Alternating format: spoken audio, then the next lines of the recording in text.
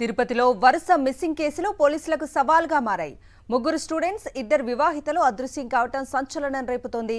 Tirupati rural police station పరిధిలో వరుసకు అక్కా చెల్లెలు అయిన ఇద్దరు యువతులు భర్తలతో గొడవపడి ఇంటి నుంచి వెళ్లిపోయారు.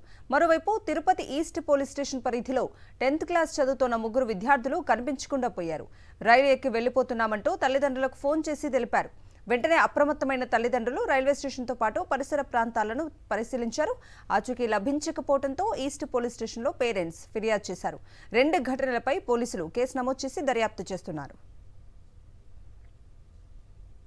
తిరుపతిలో వరుస మిస్సింగ్ కేసులు పోలీసులకు సవాల్గా మారాయి. ముగ్గురు స్టూడెంట్స్, ఇద్దరు వివాహితలు అదృశ్యం కావడం సంచలనం రేపుతోంది.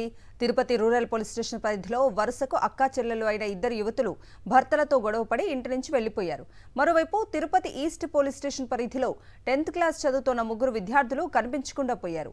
రైలు ఎక్కి వెళ్లిపోతున్నామంటూ తల్లిదండ్రులకు ఫోన్ చేసి తెలిపారు. వెంటనే అప్రమత్తమైన తల్లిదండ్రులు రైల్వే స్టేషన్తో పాటు పరిసర ప్రాంతాలను పరిశీలించారు.